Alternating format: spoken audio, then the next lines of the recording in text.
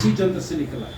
वो जंत्र के आधार पर वो नेटवर्क का जंत्र बनाए, टावर लगाए, सेटेलाइट लगाए। देखिए हमारे यहाँ सेटेलाइट पहले से था, ये नया चीज़ नहीं। वही चीज़ को हमारे यहाँ विमान भी पहले से था।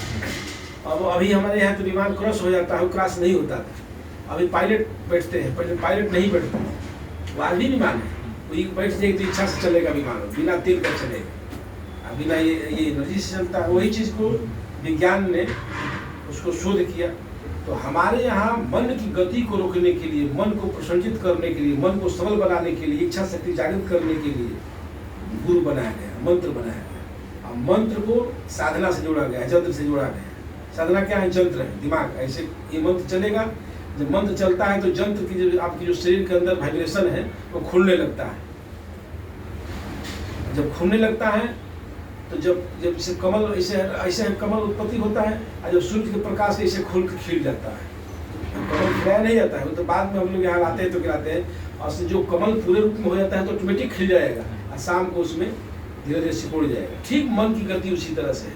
जब आप साधना करते हैं तो खिल जाता है मन, सारा जंत्र आपको काम करने लगेगा। जब गुरु के पास जाएंगे, जो गुरु शक्ति एनर्जी जो उत्पन्न किया है, तो वो आपका भी जो जंत्र, जो सोया हुआ जंत्र है, वो जागृत होने लगेगा। जब जागृत होगा तो लगेगा हम भी तो कुछ कर सकते हैं। तो गुरु चिताता है कि तुम भी कुछ कर सकते हो, तुम हमसे ऊपर उठ सकते हो। तो प्लस आपका मेहनत, आप प्लस उसमें गुरु की एनर्जी, दोनों काम करते हैं। इसलिए जीवन में गुरु करना बहुत जरूरी है। कोई समस्या हो, दिक्कत हो, देखिए अगर लोग डिप्रेशन की दवा खाने लगते हैं, लेकिन जो भक्त होगा, जो गुरु को सुना होगा, एक बार खाली गुरु से बात करने सब हम देख लेंगे, दिमाग की चिंता नहीं करना है, तो आपका पूरे दुख खत्म करना है। क्यों? जो देख लेंगे शब्द हैं, वो कोई आवाज़ नहीं है, गुरु की ताकत, एनर्जी आपके अंदर चलाएगी। जैसे लोग मान लीजिए कि गंगा जी किनारे जाते हैं, गंगा के जो लहर होता है, चलता है ना लहर, या समुद्र की लहर, वो भी एक एनर्जी देता है, प्रवाहित करता है।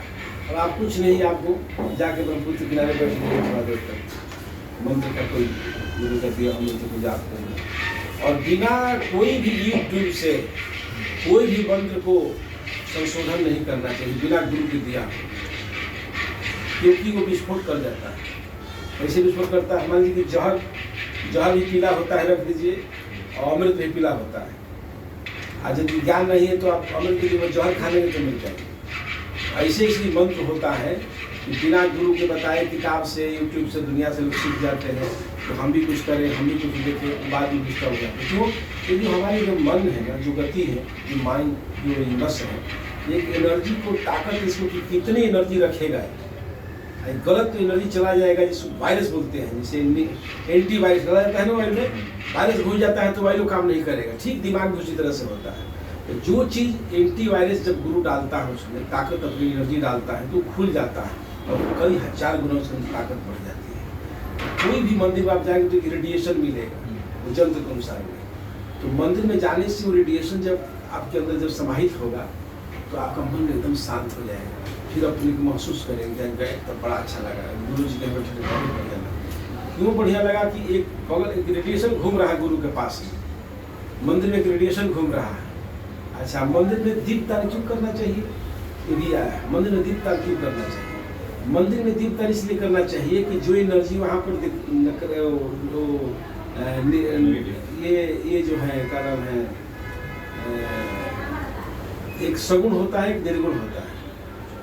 एक दिखाई दे सकता है, जैसे मंदिर आपको दिखाई दे रहा है, और कुछ रेडिएशन दिखाई नहीं देते हैं। तो जब आप दीप जलाते हैं, प्रज्वलित करते हैं मंदिर में, तो वो एनर्जी आपको आके समाहित करेगा, वो खींच लेगा।